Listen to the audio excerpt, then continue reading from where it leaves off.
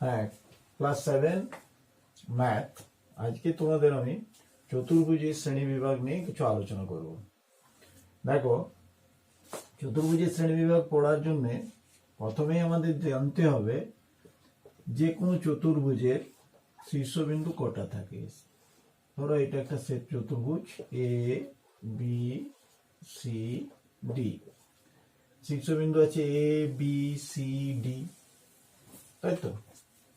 এরপরে যদি আমরা কর্ণ দুটো যোগ করি, একটা কর্ণ একটা কর্ণ, দেখো কর্ণ দুটো পরস্পরকে ছেদ করেছে, চতুর্ভুজটার ভিতরের একটা বিন্দু ধরো এতে ছেদ করলো। তাহলে এই টাইপের চতুর্ভুজকে আমাদের বলা হয় কুব্জ চতুর্ভুজ। আর একটা চতুর্ভুজ আমি অঙ্কন করছি, দেখো চতুর্ভুজটা এই ধরনের চতুর্ভুজ।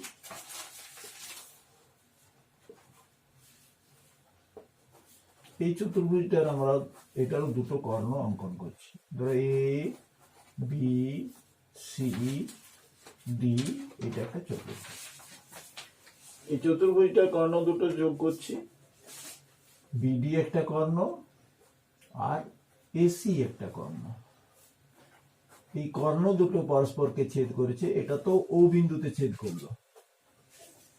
1 নম্বর চিত্রে দেখো ওটা আছে চতুর্ভুজটার ভিতরে, 2 নম্বর চিত্রে দেখো ওটা আছে চতুর্ভুজটার বাইরে।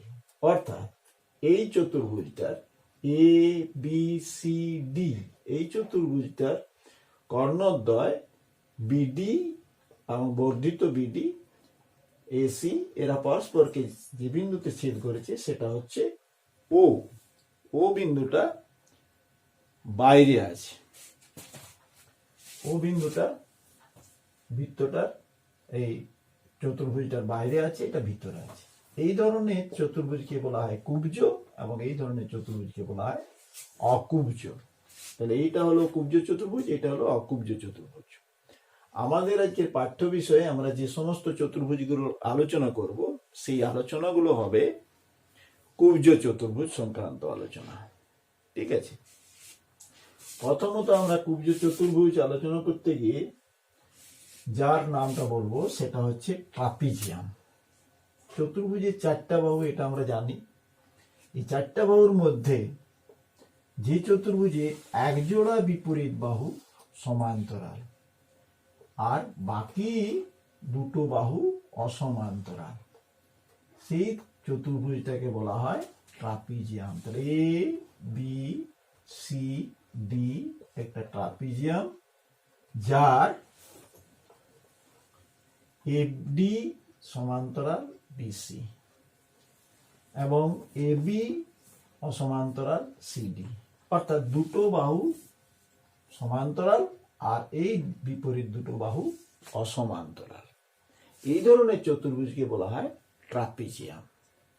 এবার এই ট্রাপিজিয়ামটার প্রকারভেদ আছে দুটো। এক প্রকার ট্রাপিজিয়ামের সমান্তরাল বাহু দুটো সমান, আরেক প্রকার ট্রাপিজিয়ামের অসমান্তরাল বাহু দুটো সমান। যে ট্রাপিজিয়ামটার সমান্তরাল বাহু দুটো সমান হয়ে যায় সেই ট্রাপিজিয়ামটাকে বলা হয় সামান্তরিক, আর অসমান্তরাল বাহু দুটো যদি সমান হয় তখন সেই ট্রাপিজিয়ামটাকে বলা হবে সমদ্বিবাহু ট্রাপিজিয়াম। তার মানে কি দাঁড়ালো, ট্রাপিজিয়াম দু প্রকার, সামান্তরিক এবং সমদ্বিবাহু ট্রাপিজিয়াম। ঠিক আছে, সামান্তরিকের আরো একটা ডেফিনেশন আছে, সেটা হচ্ছে যে চতুর্ভুজের দুজোড়া বিপরীত বাহুই সমান্তরাল বা বিপরীত বাহুগুলি সমান্তরাল, তাকে সামান্তরিক বলে। ট্রাপিজিয়াম থেকে সামান্তরিক যেতে গেলে আমাদের ডেফিনেশনটা হচ্ছে কি, যে ট্রাপিজিয়ামের সমান্তরাল বাহুদ্বয় সমান তাকে ট্রাপিজিয়াম সামান্তরিক বলে, আর যে ট্রাপিজিয়ামের অসমান্তরাল বাহুদ্বয় সমান তাকে সমদ্বিবাহু ট্রাপিজিয়াম বলে। এরপর আমরা সামান্তরিকের শ্রেণী বিভাগে যাচ্ছি।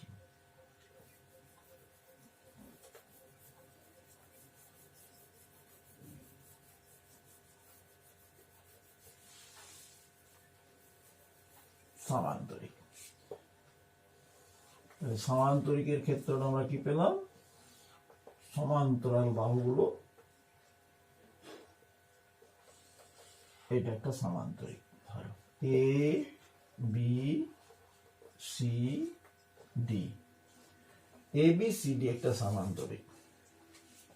এই সামান্তরিকের উপরে কতগুলো বৈশিষ্ট্য যদি আমরা আরোপ করি, তাহলে সামান্তরিকটা পরিবর্তিত হতে হতে বর্গক্ষেত্রে গিয়ে পৌঁছাবে। দেখো কিভাবে। সামান্তরিকটার যদি একটা কোণ সমকোণ হয়, তাহলে সামান্তরিকটা হয়ে গেল আয়তক্ষেত্র। তাহলে যে সামান্তরিকের একটি কোণ সমকোণ, সেই সামান্তরিককে বলা হয় আয়তক্ষেত্র। সামান্তরিকের একটি কোণ সমকোণ হওয়ার সাথে সাথে সামান্তরিকটি পরিবর্তিত হয়ে গেল আয়তক্ষেত্রে। এ বি সি ডি একটি আয়তক্ষেত্র। এখন প্রশ্ন হচ্ছে, আয়তক্ষেত্রে চারটা কোণই তো সমকোণ। তোমরা জানো, অনেক ছোট থেকেই পড়েছো, 5-এ পড়েছো, 6-এ পড়েছো, আয়তক্ষেত্রে চারটি কোণ সমকোণ।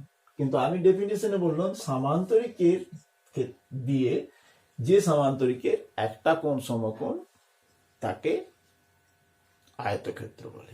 কিভাবে এই দুটো ডেফিনেশন একটা জিনিসের হচ্ছে, একটু চিন্তা করলেই বুঝতে পারবে ডেফিনেশনটা একটাই। কিরকম না, এর যদি একটা কোণ, সামান্তরিকের একটা কোণ সমকোণ যদি হয়, তাহলে চারটা কোণই সমকোণ হয়ে যাবে। কেন? সামান্তরিকের একটা বৈশিষ্ট্য হচ্ছে বিপরীত কোণগুলো সমান। তাহলে এ কোণটা যদি সমকোণ হয়, তাহলে সি কোণটাও সমকোণ হবে, এক নাম্বার। 2 নম্বর হচ্ছে, সামান্তরিকের প্রত্যেকটা সমান্তরাল সংলগ্ন তথা প্রতিটা বাহু সংলগ্ন কোণ দুটোর সমষ্টি দুসমকোণ। তার মানে কি দাঁড়ালো? এইটা ধরো এ কোণটা 90 ডিগ্রি, তাহলে এ কোণ প্লাস ডি কোণ সমান 180 ডিগ্রি। তাহলে এটা যদি 90 ডিগ্রি হয়, এটাও হয়ে গেল 90 ডিগ্রি। আবার ডি 90 ডিগ্রি হলে বি 90 ডিগ্রি হতে বাধ্য, এ 90 ডিগ্রি হলে সি 90 ডিগ্রি হতে বাধ্য, কারণ বিপরীত কোণগুলো সমান। কাজেই চারটা কোণে সমকোণ হয়ে গেল। এরপরে আমরা এই আয়তক্ষেত্রটার থেকে আসছি বর্গক্ষেত্রে। কিভাবে না, এ বি সি ডি ধর একটা আয়তক্ষেত্র। এখানে বর্গক্ষেত্রের ডেফিনেশনটা আয়তক্ষেত্র থেকে আনা হচ্ছে এইভাবে, যে আয়তক্ষেত্রের সন্নিহিত দুটো বাহু সমান তাকে বর্গক্ষেত্র বলে। সন্নিহিত বাহু কারা? যারা একই কৌণিক বিন্দুতে মিলিত হয় তারাই সন্নিহিত। এখানে এ বি এডি সন্নিহিত বাহু, আবার এ বি বিসিও সন্নিহিত বাহু, আবার বিসি সিডিও সন্নিহিত বাহু। তাহলে কি দাঁড়ালো? এডি এবি সমান, আবার এবি বিসির সাথে সমান, আবার বিসি সিডির সাথে সমান, আবার সিডি এডির সাথে সমান। অর্থাৎ চারটা বাহুই পরস্পর সমান হয়ে গেল। অর্থাৎ চতুর্ভুজটির ক্ষেত্রে কি হলো? চতুর্ভুজটির ক্ষেত্রে চারটি বাহু সমান এবং চারটি কোণই সমকোণ, অতএব এটি একটি বর্গক্ষেত্র। এরপর সামান্তরিক থেকে আমরা আর একটা নতুন জিনিসে যাচ্ছি। সেটা কি? যে সামান্তরিকের একটা কোণ সমকোণ তাকে আমরা বললাম আয়তক্ষেত্র। এবারে যে সামান্তরিকের সন্নিহিত এক জোড়া বাহু সমান, সে হয়ে গেল রম্বস। সেক্ষেত্রে চারটি বাহুই সমান হয়ে যাবে, অর্থাৎ এটি একটি রম্বস। যে চতুর্ভুজের চারটা বাহু সমান তাকে বলা হয় রম্বস। তাহলে স্বাভাবিক একটা প্রশ্ন হয়, তাহলে কি বর্গক্ষেত্র রম্বস? হ্যাঁ, বর্গক্ষেত্র মাত্রেই রম্বস, যেহেতু বর্গক্ষেত্র চারটা বাহু সমান। আবার একটা নতুন জিনিস, কি শর্তে একটা সামান্তরিক যেমন আয়তক্ষেত্র হলো, সেরকম সামান্তরিকের আর একটা শর্ত আমরা দিতে পারি, যে শর্তে সামান্তরিকটা রম্বস হয়ে যাবে। সেখানে আমাদের বলতে হবে যে সামান্তরিকের সন্নিহিত বাহুগুলি সমান, সন্নিহিত দুটো বাহু সমান, সে হয়ে গেল রম্বস। আবার যে রম্বসের একটি কোণ সমকোণ তা হয়ে গেল বর্গক্ষেত্র। তাহলে আমরা সামান্তরিক থেকে বর্গক্ষেত্রে পৌঁছালাম এই রাস্তাটা দিয়ে। আর একটা রাস্তা কি, সামান্তরিক থেকে আয়তক্ষেত্র, তার থেকে বর্গক্ষেত্র।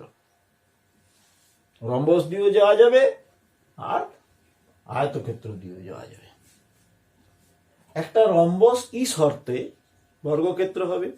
তার একটা শর্ত হচ্ছে রম্বসটার একটা কোণ সমকোণ হলেই রম্বসটা বর্গক্ষেত্র হয়ে যাবে। যেহেতু রম্বস মাত্রেই সামান্তরিক, আর সামান্তরিকের একটা কোণ সমান আয়তক্ষেত্র, আর যে আয়তক্ষেত্রে চারটা বাহু সমান সেই আয়তক্ষেত্রটা বর্গক্ষেত্র।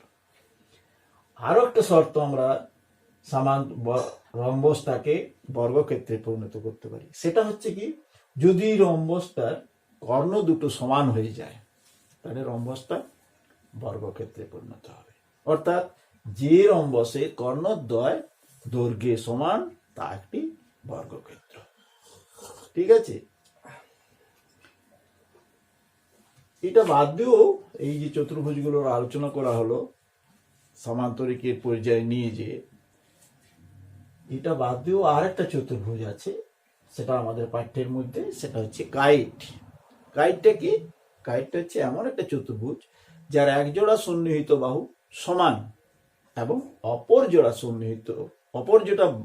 দুটো বাহু রয়ে যাচ্ছে, সেই দুটো বাহু পরস্পর সমান। সেখানে আমরা সন্নিহিত বলবো না। অর্থাৎ চিত্রটা হবে এরকম। এইটা একটা কাইটের চিত্র, এ বি সি ডি, এটা একটা কাইট। কিরকম? এই দুটো বাহু সমান, এরা সন্নিহিত, আর অপর দুটো অবশিষ্ট দুটো বাহু হচ্ছে বিসি আর সিডি, এটাও পরস্পর সমান, তাই এটাকে বলা হয় কাইট।